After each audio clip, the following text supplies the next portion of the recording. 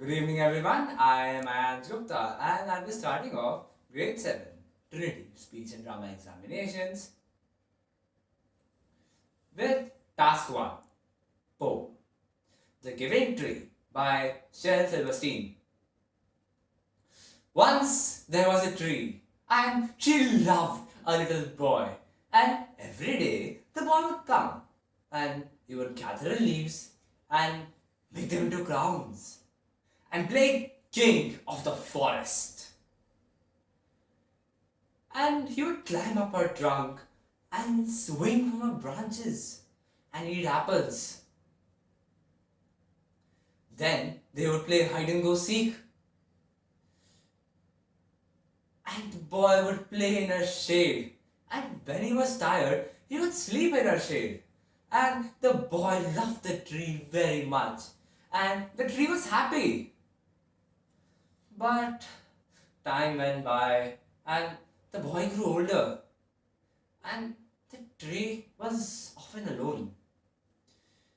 Then one day the boy came to the tree and the tree said, "Come boy, come, climb up my trunk and swing from my branches and play in my shade and eat apples and be happy." "I'm too big to climb and play," said the boy. "I want to buy things and have fun. I want some money." "I'm sorry," said the tree. "I have no money. I have only leaves and apples." "Take my apples, boy. Sell them in the city, then you'll have some money. Then you'll be happy." And so the boy climbed up a trunk and gathered apples and carried them away. And the tree was happy. But the boy stayed away for a long time and the tree was sad. Then the boy came back to the tree and the tree shook with joy. "Come, boy, come. Climb up my trunk and swing from my branches and be happy." "I am too busy to climb trees," said the boy. "I want a house to keep me warm. I want a wife and I want children, and so I need a house. Can you give me a house?" I have no house. The forest is my house. But you may cut off my branches and build a house. Then you'll be happy." And so the boy cut off her branches and carried them away to build a house. And the tree was happy. But the boy stayed away for a long time. And when he came back, the tree was so happy that she could hardly speak. "Come, boy," she whispered. "Come and play." "I am too old and sad to play. I want a boat that will take me far away from here. Can you give me a boat?"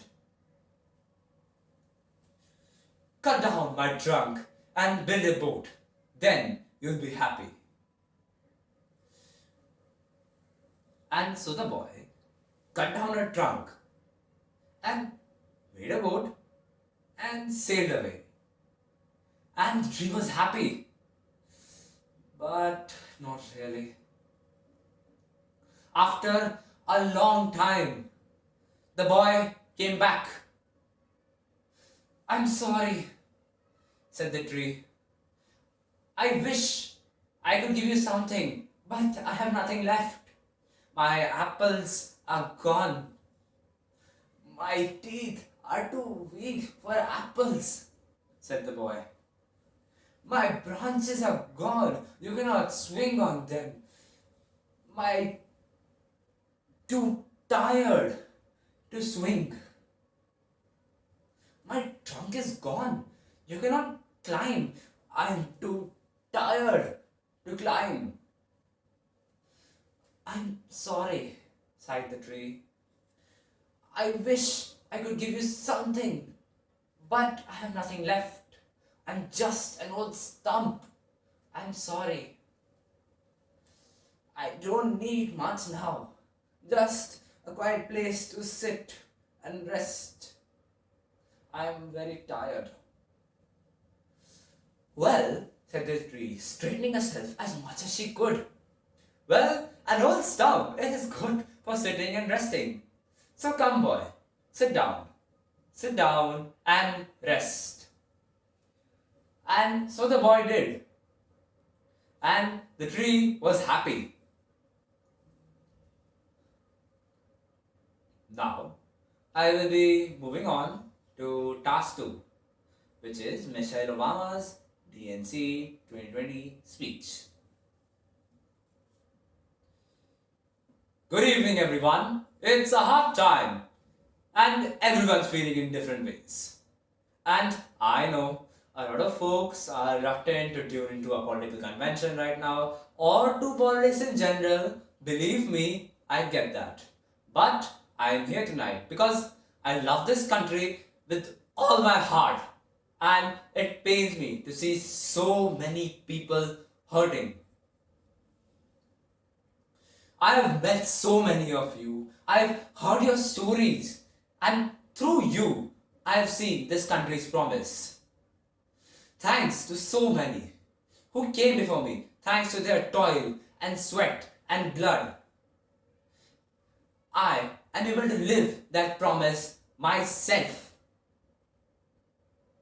Well, that's the story of America, of all those folks who sacrificed and overcame so much in their own times just because they wanted something more, something better for their kids.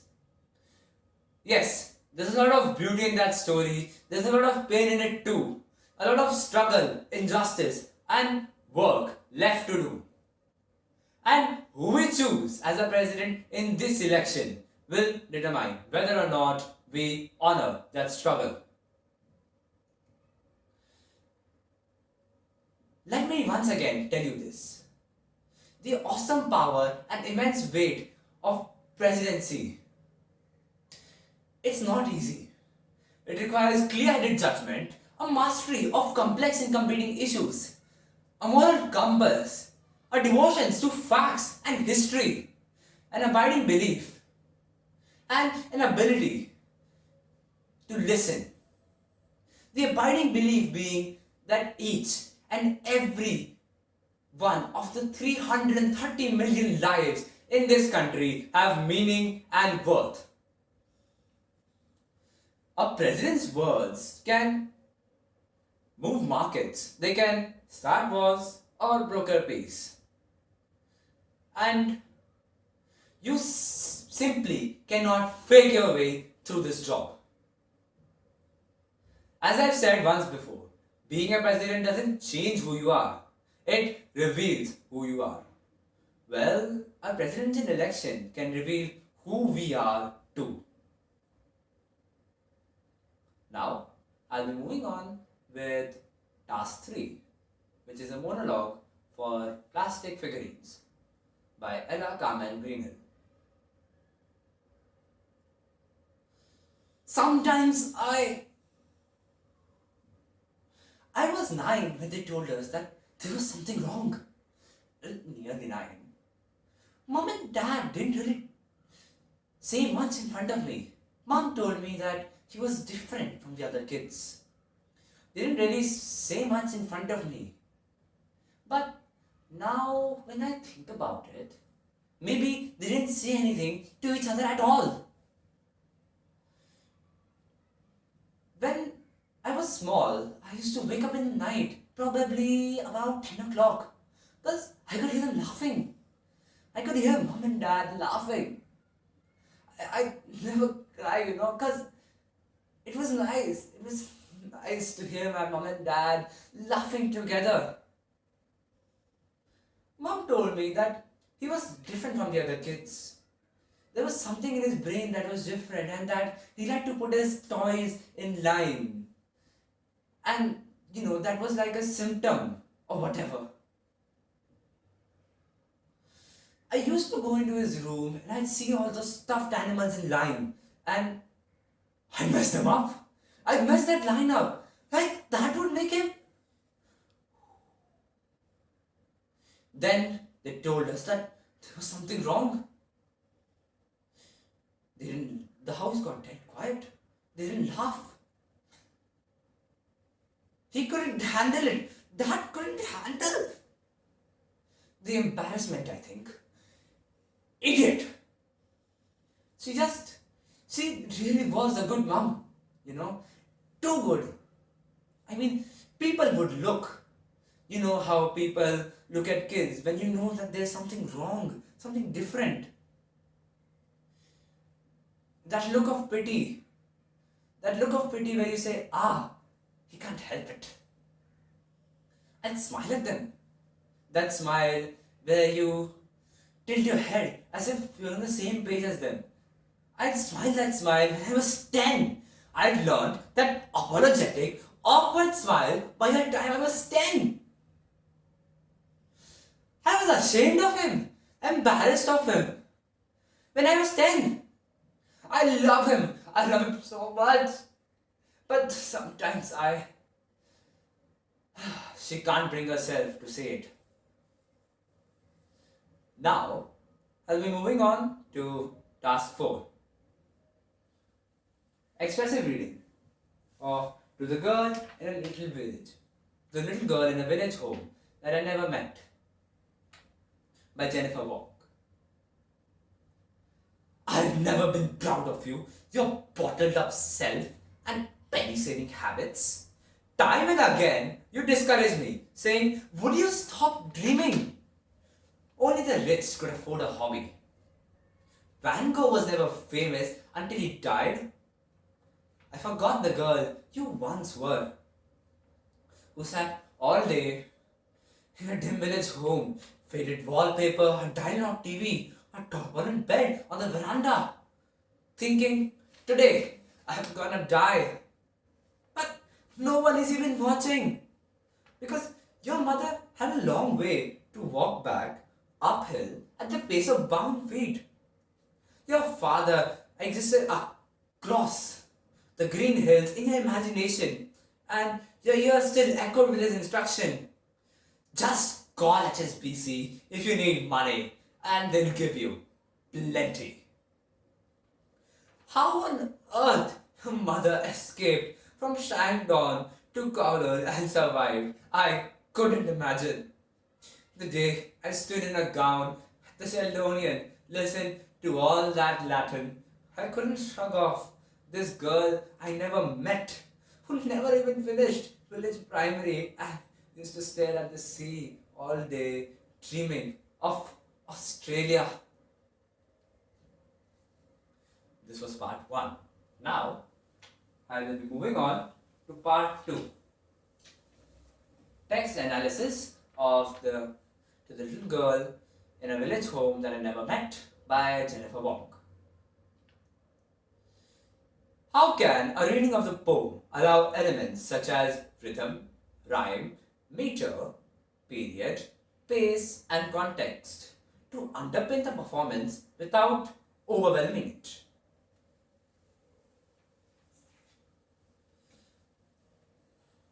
Well, I believe that the poem really does not have a fixed rhythm or meter.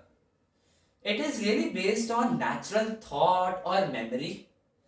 Instead of being read in the typical poem-like way, it could be read in more of a conversational tone. As for the rhythm, I would say there's not much rhythm. So rhyming words should not be emphasized. I mainly emphasized on gentle pauses where they were required. Then moving on to the pace. For the pace, I believe that a slow and thoughtful one was a good one, because you can go on with words where more attention is needed, where more emotions are expressed. It lets the emotions deepen. Overall, A fixed rhythm is not necessarily based on natural thought or a conversational tone with little to no rhyme with a slow pace.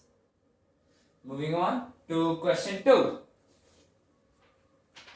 What technical challenges did you face while performing different parts of the poem?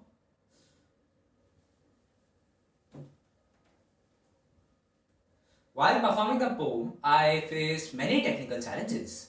One was maintaining the correct pace and breadth of because some sentences were very long.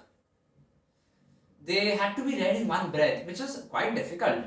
So I had to practice those pieces again and again until I got the hang of it. Then the next challenge was pronunciation of the words, such as Kowloon, Sheldonian, or Shandong. These words were at first difficult for me to pronounce, so I went up to Google, searched them up, learned their pronunciation, and so I pronounced them correctly, made sure that I speak them fluently. And finally, the shifting of the emotions. This is because usually, as you can see in the poem, it is very unhappy and strict tone. But later on, the poem changes into a more emotional aspect. So to change into this variation was pretty difficult at the start, but later on it became quite easier as I practiced again and again. Overall, the technical challenges I faced were pace and breath, pronunciation, and the shifting of emotions. Now, I'm moving on to task 5, reflection. Section 1, question number 2. Describe the context, narrative, themes of one of your pieces. Ooh, okay. So, in my piece, task 1, The Giving Tree by Shel Silverstein. It is a narrative about a boy and a tree. In this, the boy is young and he goes to the tree every day to play with the tree, play under its shade and sleep under it. But time goes by and the boy grows older. And as he grows older, he only comes to the tree and only when he needs something. Like when he needs money, so the tree gives him apples. So I think the main theme of the poem would be selfless love and sacrifice, as the tree uh, gives a parts of her to him, like apples, branches, trunk, and the stump to sit on. Then another one I would say is growth and change. As you can see, the boy becomes more selfish as he grows, only thinking about his needs and not what the tree or how it feels. So overall, the giving tree, I would say, really is teaches us about love, kindness. Yes. Next question. Question number 3. How did you connect to one of your characters' emotional journeys through your performance? Ooh, okay. So I really emotionally connected with the expressive reading to the little girl in a village home I never met by Jennifer Wong. In this, I emotionally connected with the piece. This was because when I read about the girl, I felt really bad for her. Because before I was just reading it normally, expressing it normally, but when I read about it, I felt really sad for the girl. Because especially reading the line, today I'm gonna die. I felt sad for her because she wasn't even cared for and she wasn't even loved. That's how bad she had it. I mean, the poem does talk about her silent sufferings, and I believe that children should be more loved and cared for than being left at home, kept like a doll. Next question. Section 2, question number 4. Describe and demonstrate the vocal and physical techniques you have been working on in rehearsal, including resonance and articulation in relation to one of your pieces. Oh, okay. Yes, I connected with my one of my pieces, which is Task 2, Michelle Obama's 2020 DNC speech. In that, I practiced many vocal and physical methods so that I could get my expressive piece properly. For my vocal, I practiced gargling with warm water and some vocal exercises such as humming, which really helps. Then I stood in a power pose, looked directly into the camera with a very straight and good gaze. I kept my hands in a very firm position and stood confidently, keeping my voice strong. All in all, I kept good hand gestures and good vocal strength. Overall, this method helped me in expressing my piece. Next, please. Section 3, question number 6. What choices did you explore in relation to your interpretation of your pieces? Ooh. Yes. So for the expression of my pieces, for my performance, I used the help of many of my peers, family members, and teachers. So, starting off with my poetry, task 1, Given Tree by Shel Silverstein, I had primarily used repetitive hand gestures, which really looked distracting when I looked upon it again. So I use small controlled movements which help me keeping the piece professional and good.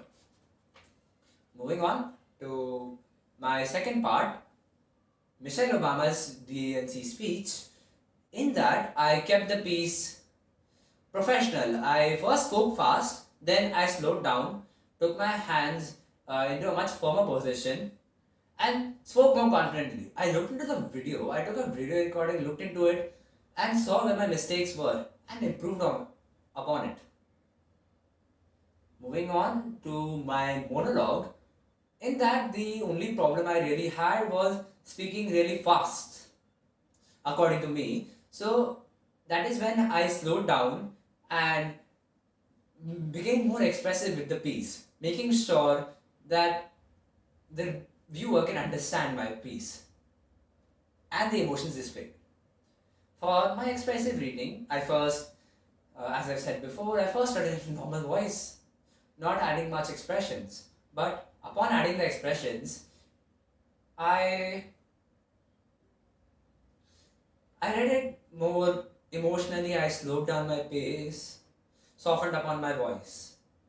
All in all, it required controlled hand movements, firm hand movements, a stronger, slower voice, more expressiveness, and yeah, that's it, really. Thank you for grading my Trinity examination, grade 7. I'm really grateful that you spent time into watching my examination. Thank you very much.